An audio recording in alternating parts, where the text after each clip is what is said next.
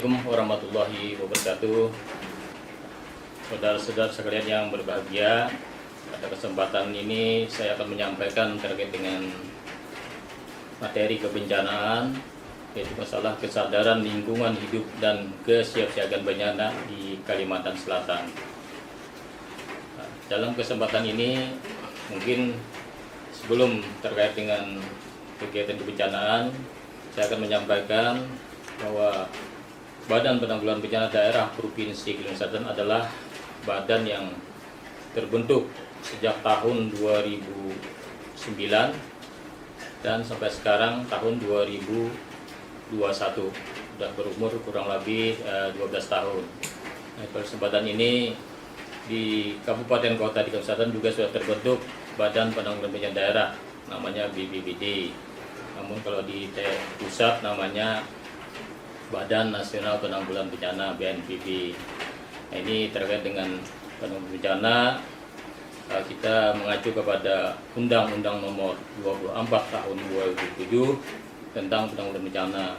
Jadi ada beberapa turunan peraturan pemerintah Nomor 21 Tahun 2008 tentang penyelenggaraan penanggulangan bencana. Kemudian ada peraturan pemerintah Nomor 22 Tahun 2008 tentang pendanaan dan pengelolaan bantuan bencana. Kemudian ada peraturan daerah Provinsi Kalimantan Selatan nomor 1 tahun 2008 tentang pengendalian kebakaran hutan dan lahan. Kemudian peraturan daerah Provinsi Kalimantan Selatan nomor 22 tahun 2009 tentang organisasi dan tata kerja Badan Penanggulangan Daerah Provinsi Kalimantan Selatan. Kemudian ada peraturan daerah Provinsi Kalimantan Selatan nomor 6 tahun 2017 tentang perubahan atas peraturan daerah nomor 12 tahun 2011 tentang penyelenggaraan penanggulangan bencana di Provinsi Kalimantan Selatan. Ini pada kesempatan ini kita mengacu kepada beberapa peraturan, yaitu undang-undang dan peraturan daerah. Nah, terkait dalam penanggulangan bencana, kita mengenal namanya bencana. Nah, apa itu bencana? Nah, jadi kita dalam Undang-Undang Nomor 24 Tahun 2007 tentang bencana disebutkan bahwa bencana adalah, jadi bencana itu adalah peristiwa atau rangkaian peristiwa yang mengancam dan mengganggu kehidupan dan kehidupan masyarakat yang disebabkan oleh faktor.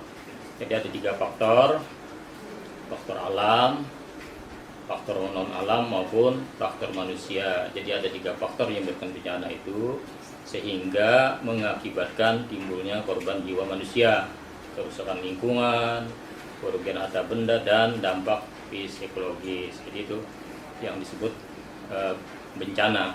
Jadi mungkin adik-adik para mahasiswa mungkin perlu diketahui, artinya jangan asal sebut bencana.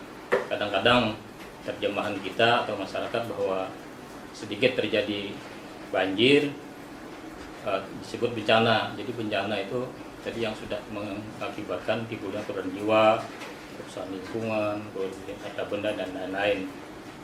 Kalau istilah banjir sampai selutut, bahasanya bahasa kita, bahasa Banjar itu ya banyu calap aja. Nah, itu bukan disebut bencana. Jadi mungkin perlu kita pahami, kalau ada sesuatu nanti ada banjir di Banjarmasin misalnya, calap-calap itu bukan bencana, tapi bencana yang pernah kita alami pada awal-awal tahun 2021 di bulan Januari Februari tadi, itu disebut sudah bencana. Jadi banyak kerusakan lingkungan, kerugian harta benda, dan dampak dari kegiatan bencana tersebut. Nah, kemudian apa itu bencana itu lagi? Jadi bencana itu ada 3 jenis, ada 3 macam kita. Jadi macam bencana itu ada bencana alam, ada bencana non alam, dan bencana sosial. Ini kalau bencana alam apa aja? Jadi bencana alam yang diakibatkan oleh peristiwa atau serangkaian peristiwa yang disebabkan oleh alam. Nah, antara lain berupa gempa bumi, tsunami, gunung meletus, banjir, kekeringan, angin topan, dan tanah longsor. Nah, angin topan itu kalau di tempat kita biasa disebut dengan angin puting beliung. Nah, ini alhamdulillah kita di Kalimantan Selatan untuk gempa bumi memang ada potensi, cuma kecil. tsunami juga ada potensi namun kecil. Gunung meletus, nah gunung meletus kemungkinan besar kita dari awal sampai sekarang memang tidak ada potensi gunung berapi di Kalimantan, khususnya di Kalimantan Selatan. Nah yang kemudian yang sering terjadi banjir, kekeringan pada musim kemarau, angin topan, angin puting beliung, dan tanah longsor yang sering terjadi di tempat kita. Kemudian bencana non alam itu adalah bencana yang diakibatkan oleh peristiwa atau rangkaian peristiwa non alam yang antara lain itu berupa kegagalan teknologi, gagal modernisasi, epidemi, dan wabah penyakit. Nah ini disebut bencana non alam. Nah sekarang kita berada di wabah bencana non alam, namanya yang sudah kita kenal dengan nama COVID-19. Jadi sejak tahun awal 2020 sampai sekarang ini sudah hampir lebih 1 tahun lebih sudah kita mengalami wabah atau bencana non alam ini. Nah ini bencana ini statusnya status nasional, jadi ada instruksi presiden yang menetapkan status bencana nasional sampai sekarang belum dicabut, jadi masih status bencana non alam nasional. Kemudian yang ketiga yang saya sebutkan adalah bencana sosial. Bencana sosial adalah yang diakibatkan oleh peristiwa atau serangkaian peristiwa yang diakibatkan oleh manusia yang meliputi konflik sosial antar kelompok atau antar komunitas masyarakat dan teror. Jadi alhamdulillah sampai sekarang kita di Kalimantan Selatan untuk bencana sosial ini tidak ada terjadi. Nah ini jadi kita juga dari beberapa pengertian dan peraturan yang terkait kebencanaan juga kita harus mengenal namanya karakteristik bencana. Jadi bencana itu terjadi, kita harus kenal karakteristiknya apa itu karakteristik bencana. Nah, salah satu penyebab timbulnya bencana di Indonesia itu adalah kurangnya pemahaman terhadap karakteristik ancaman bencana. Jadi kita kurang paham. Oh di daerah kita di Kalimantan Selatan, oh ini bila musim hujan berarti bencana akan terjadi banjir, tanah longsor, angin puting beliung. Berarti kita sudah mengenal tanda-tanda itu. Kemudian pada musim kemarau apa yang terjadi? Ini ada kebakaran hutan dan lahan, kemudian sering terjadi kebakaran pemukiman, juga kekeringan. Inilah jadi karakteristik yang ada di daerah kita kenali, kita ketahui. Jadi seringkali bencana terjadi secara tiba-tiba sehingga masyarakat kurang siap menghadapinya, akibat timbul banyak kerugian bahkan korban jiwa. Jadi kita kalau tidak mengenal karakteristik itu ya kadang-kadang kita enak tidur satu malam nggak tahu hujan lebat pada jam 2 jam 3 malam tadi ternyata tiba-tiba terjadi genangan air di depan rumah. Nah itu juga artinya kita kurang memahami masa karakteristik bencana. Padahal sebagian besar bencana dapat diprediksi waktu kejadiannya dengan tingkat ketepatan pemahaman sangat tergantung dari ketersediaan dan kesiapan alat serta sumber manusia. Jadi bencana-bencana yang sering terjadi memang sudah kita dapat ramalkan, bahasa kita ketahui. Jadi ada informasi dari kawan-kawan dari BMKG, dari macam-macam lah informasi bahwa ada peringatan-peringatan bahwa pada bulan ini potensi hujan akan terjadi tinggi, berarti akan siap-siap banjir. Sedangkan kita di Kalimantan Selatan, khususnya di Indonesia ini musim itu ada 2 aja. Jadi musim panas dan musim hujan. Jadi kalau bahasa panas itu kemarau dan musim hujan. Jadi kalau musim hujan itu banjir, longsor, angin, kemudian ada musim kemarau itu kebakaran dan lain-lain, termasuk kekeringan. Jadi itu kita memahami terkait dengan kegiatan kebencanaan. Nah, memahami tentang ancaman bencana jadi meliputi pengetahuan secara menyeluruh tentang hal sebagai berikut. Jadi bagaimana ancaman bahaya itu timbul, kita harus memahami oh ini akan terjadi ancaman ini, kemudian tingkat kemungkinan terjadi bencana serta berapa besar skalanya. Ini kalau yang biasanya gempa bumi, tsunami, biasa ada alat pengukurnya.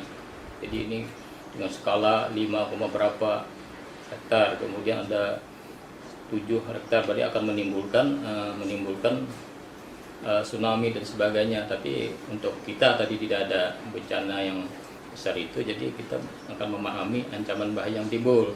Kemudian mekanisme perusakan secara fisik sudah kita kemungkinan dengan skala ini akan terjadi kerusakan gedung dan sebagainya. Kemudian sektor kegiatan apa saja yang akan sangat terpengaruh atas kejadian bencana, dampak dari kerusakan. Jadi itulah mungkin kita memahami tentang ancaman tersebut.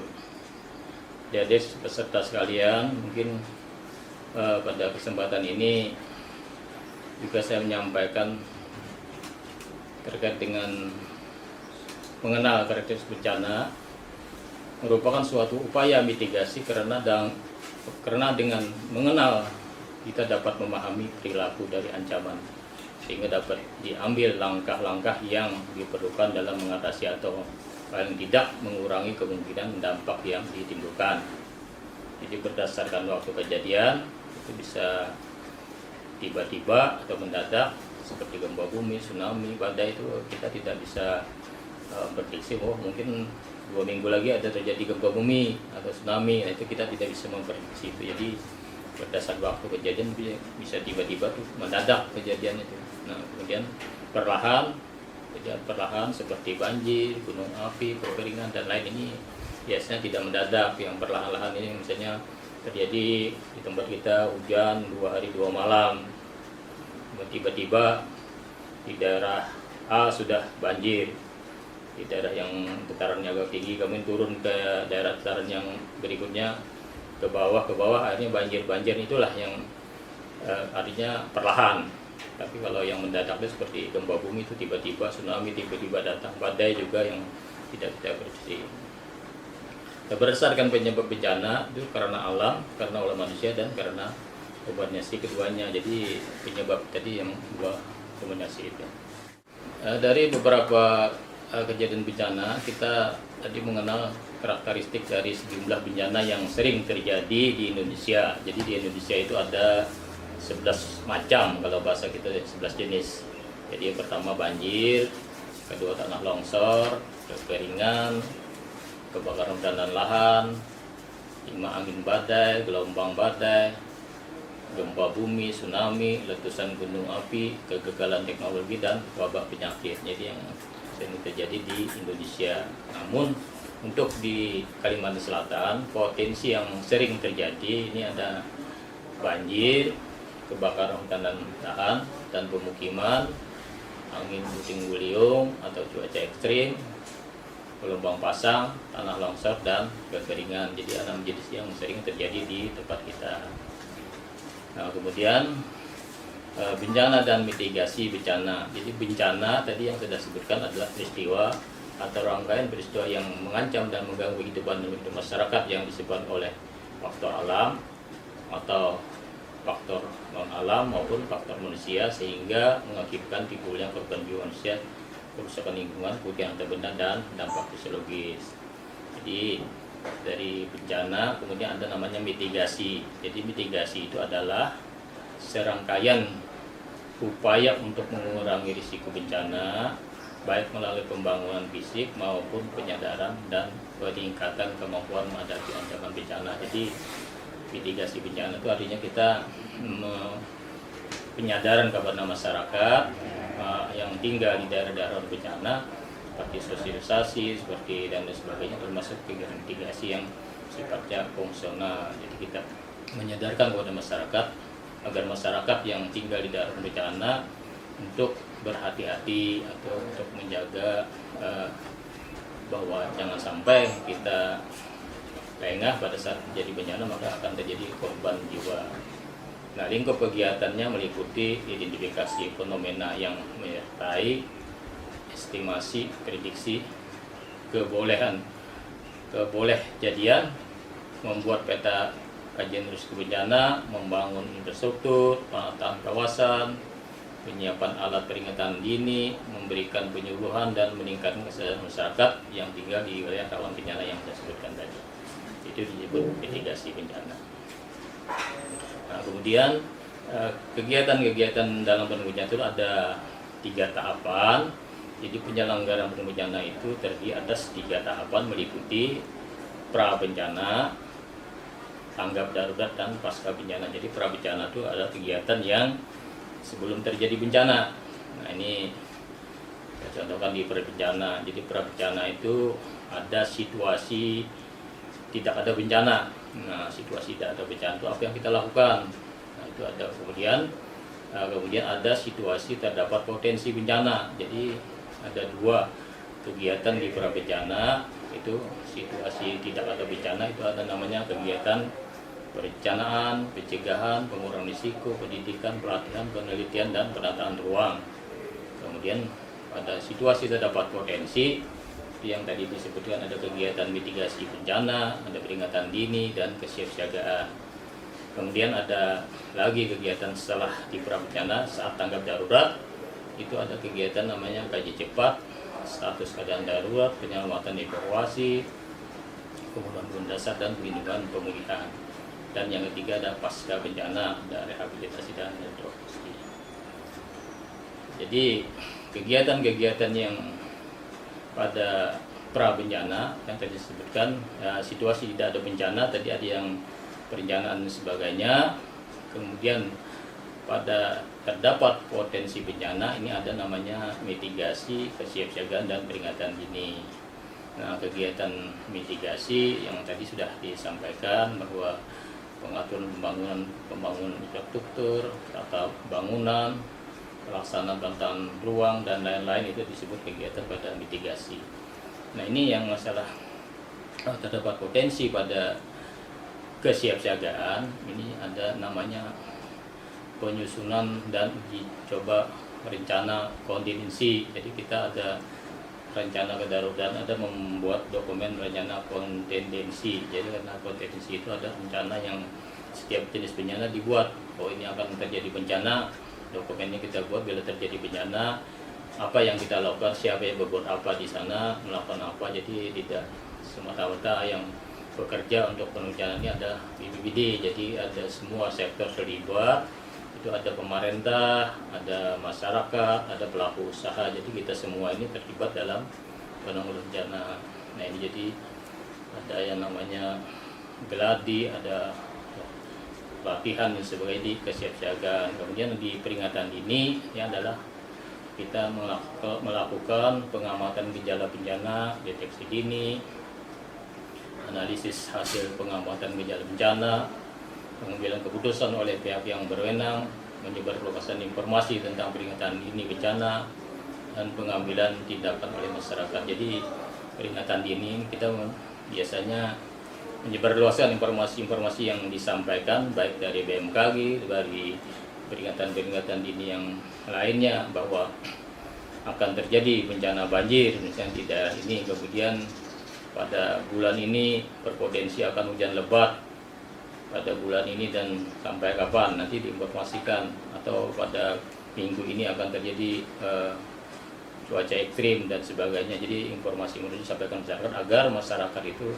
sadar atau siap pada intinya hadapi bencana. Bila terjadi bencana maka akan risiko yang akan terjadi akan berkurang. Tapi kalau kita cuma sudah diperingatkan bahwa akan terjadi banjir dan sebagainya, tapi masyarakat biasanya banyak bahasa Banjarnya tuh mengoler itu, oh sudah apa-apa juga itu biasa aja, kalau bencana sudah kita setiap tahun gitu-gitu aja. Nah, akhirnya dengan adanya anggapan bahwa biasa-biasa aja terjadilah bencana, maka akan banyak yang menimbulkan korban yang tidak kita harapkan.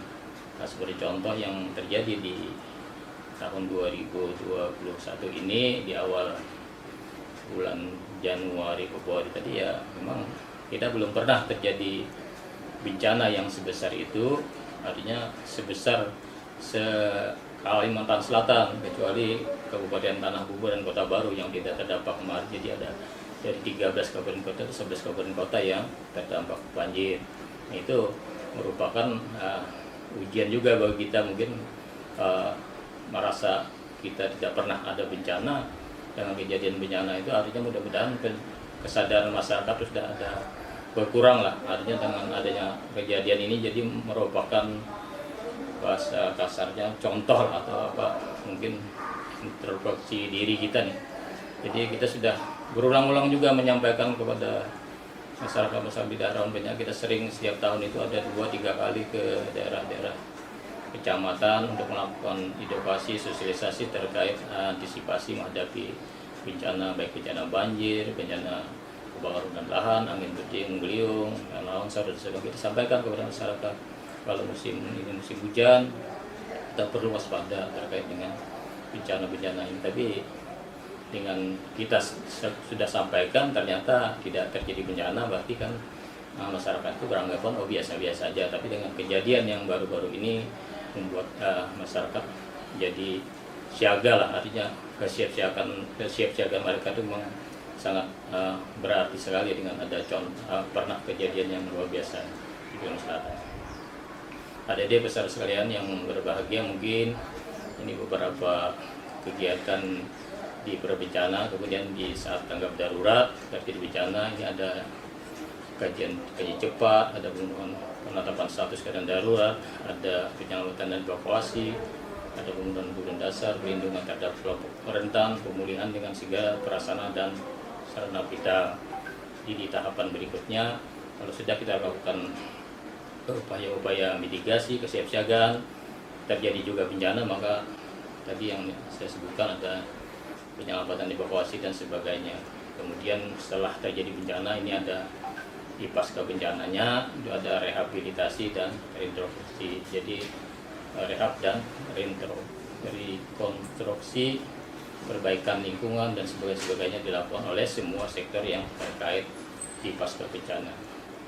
Nah, ini contoh kegiatan-kegiatan prabencana, mungkin nanti di pencegahan, ada mitigasi, ada kesiapsiagaan, ada beberapa contoh yang kita lakukan. Kemudian kegiatan pada saat tanggap darurat, ini yang terjadi di bulan yang lalu ada kegiatan-kegiatan yang penyelamatan, evakuasi, pembangunan kebutuhan dasar, dapur umum dan sebagainya. Ini yang nanti kita sampaikan terkait dengan kegiatan yang sudah kita lakukan pada saat terjadi bencana.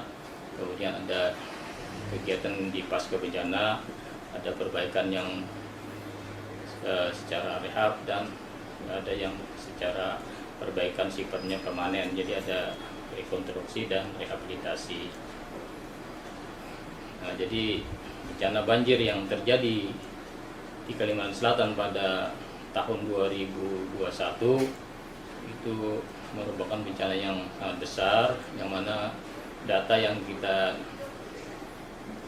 data sejak awal kejadian bencana sampai berakhirnya tanggap darurat itu total terdampak aja itu jumlahnya 176.290 kepala keluarga atau 633.723 jiwa. Ini total pengungsi yang ada di beberapa kabupaten kota yang terdampak kemarin mencapai 135.656 jiwa. Kemudian jumlah yang meninggal itu ada 46 jiwa. Jadi pada saat kejadian bencana yang terjadi di 11 kabupaten kota di Kalimantan Selatan pada awal tahun 2021 itu ada meninggal 46 jiwa. Ya, adik-adik para mahasiswa sekalian yang berbahagia, jadi data kejadian bencana banjir yang pada awal 2021 itu banyak sekali korban jiwa yang terdampak tadi yang sudah saya sebutkan. Kemudian ada data rumah terdampak banjir, jadi ada data sementara. Ini ada total di beberapa kabupaten ini ada rusak berat ada 611 rumah, rusak sedang ada 1.330 rumah, kemudian rusak ringan ada 5.480. Jadi total 7.424 unit rumah yang rusak akibat bencana banjir yang awal tahun yang lalu. Inilah kemudian yang saya katakan titik-titik banjir yang ada di 11 kabupaten kota di Gunung Selatan. Kemudian ada gambaran banjir di Gunung Selatan, ini ada jembatan rusak di Jalan Nasional Ayani kilometer 55 di Mataraman, Kabupaten Banjar, Kabupaten Banjar ada pemukiman terendam di Kabupaten Hulu Sungai Tengah, Jalan Nasional Kecamatan Gambut, nah, ini jembatan di Tanah Laut, dan jembatan putus di Kota Banjarbaru. Jadi ini gambaran banjir di selatan. Di tahap penanggulangan bencana, kita pada saat terjadi bencana pada tanggal 14 Januari 2021 kita menetapkan status tanggap darurat banjir selama 14 hari di Kalimantan Selatan. Jadi dari tanggal 14 sampai 20 Januari 2021 oleh Kabupaten Gubernur, kemudian kita membentuk pos komando tanggap darurat bencana banjir Sulawesi Selatan yang berkantor atau berposko di BPD Provinsi Sulawesi Selatan. Jadi sudah di foto kegiatan kita terkait dengan pos komando. Kemudian ini tahapan penanganan banjir, kita pelaksanaan kegiatan evakuasi korban bencana. Jadi semua masyarakat, relawan dan kawan-kawan juga termasuk mungkin dari kawan-kawan mahasiswa ikut bersama-sama, mungkin ikut terdampak juga akibat banjir kemarin ya.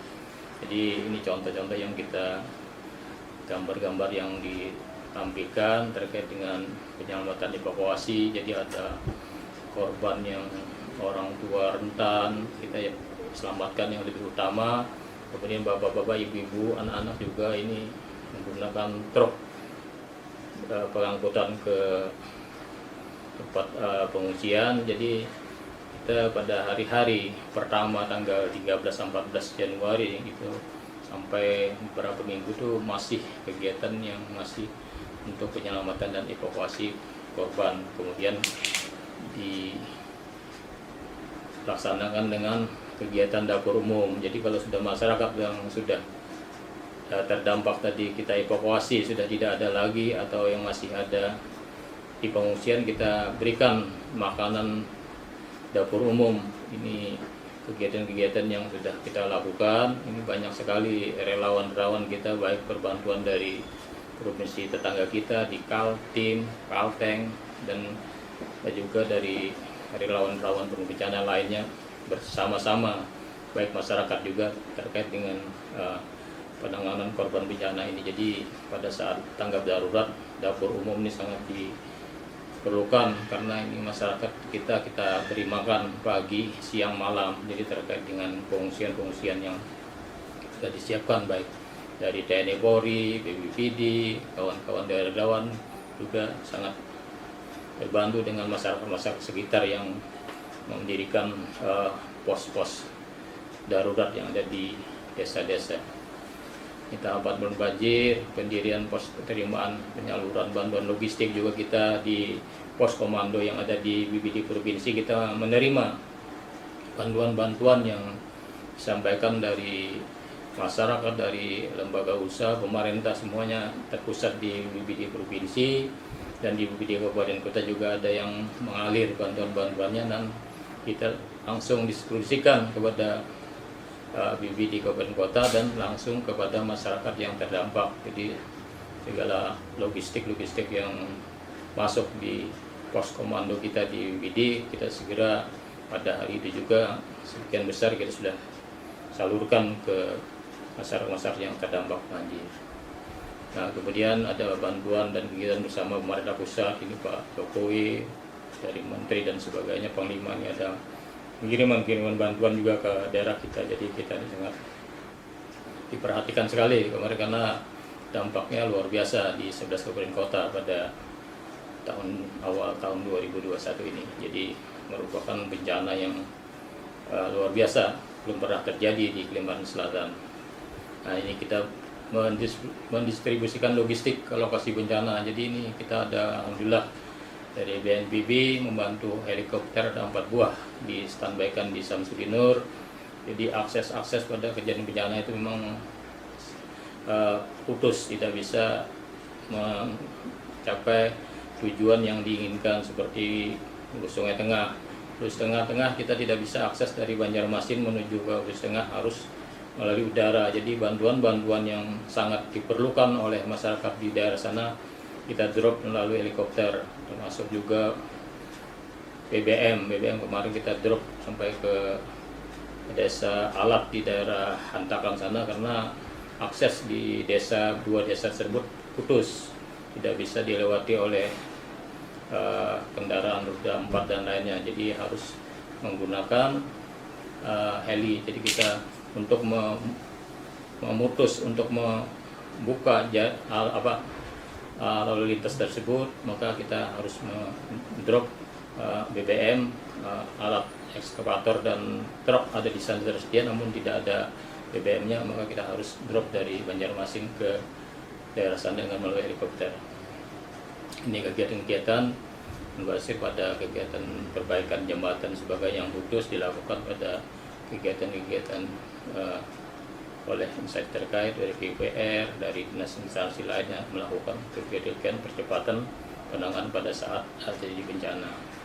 Nah, juga kita pada tahapan banjir tersebut kita menetapkan sampai penetapan status siaga, penetapan status tanggap darurat itu sampai tanggal 24 Februari 2021. Jadi ada 4 kali penetapan status tanggap darurat.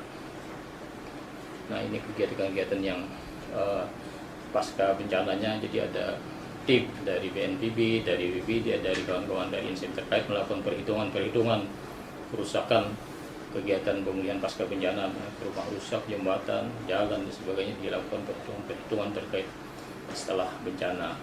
Nah, mungkin itu yang saya dapat sampaikan.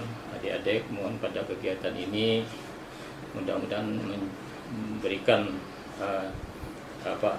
penambah ilmu pengetahuan terkait kebencanaan, dan untuk mendapatkan ilmu-ilmu yang lebih bermanfaat, mungkin silahkan adik-adik untuk mendownload atau membaca-baca terkait dengan Undang-Undang 24 tentang bencana, peraturan pemerintah, perda dan bencana dan lain sebagainya. Silahkan di download, dicari di peraturan bencana kalau mau mendalami terkait dengan kebencanaan, dan terkait dengan adik-adik yang jiwanya menjadi relawan, silahkan membentuk relawan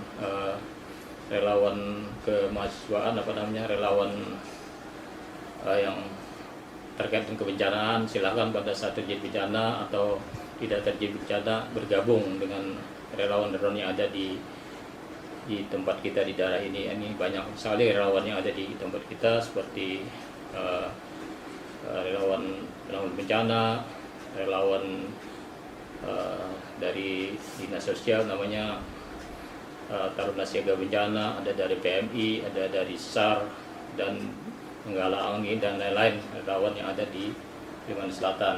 Jadi relawan-relawan yang terlibat dalam bencana memang banyak sekali di Kalimantan Selatan. Nah, ini Badan Penanggulangan Daerah itu fungsinya ada 3 fungsi, jadi fungsi koordinasi, fungsi komando, dan fungsi pelaksana. Jadi dilakukan pada tahap pra bencana, tanggap darurat, dan pasca bencana melalui koordinasi dengan instansi lain di daerah, instansi pendidikan di daerah, lembaga usaha dan pihak lain yang diperlukan, itu pada fungsi koordinasi. Kemudian pada saat terjadi bencana maka kita sebagai komando.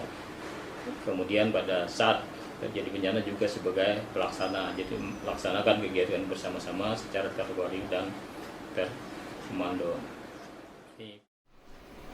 Saya ingatkan kembali kepada adik-adik mahasiswa, mungkin bila terjadi bencana, jadi korban yang selamat karena diselamatkan oleh, jadi kalau terjadi bencana tiba-tiba tuh korban selamat karena diselamatkan oleh siapa? Nah, jadi dari diri kita sendiri. Jadi menyelamatkan bila ada bencana, kita menyelamatkan diri sendiri. Jadi diri sendiri kan menyelamatkan diri sendiri itu 35% kalau dinilai persen itu.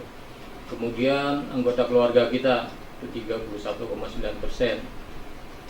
Teman tetangga itu tinggi nilainya juga 28,1%. Orang lewat itu 2,6%.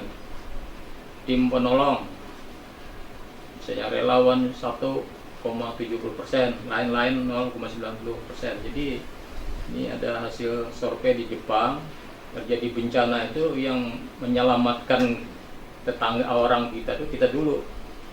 kita jangan berharap bila terjadi ada keluarga kita tenggelam di sungai, kita berharap relawan yang ada di kabupaten atau di kecamatan kita telepon, mungkin dalam waktu jam-jaman belum datang juga, tapi yang bisa menyelamatkan adalah kita diri sendiri dulu, keluarga kita. Nah, anggota keluarga yang bisa menyelamatkan, membantu keluarga kita yang ada di sana. Kemudian seandainya dalam satu keluarga itu terjadi, teman tetangga yang di sebelah-sebelahnya itu membantu kita. Itu yang kemudian orang lewat, begitu ada orang lewat, ternyata ada orang yang tenggelam sebagainya, maka orang lewat bisa membantu, berarti kan kecepatannya masih.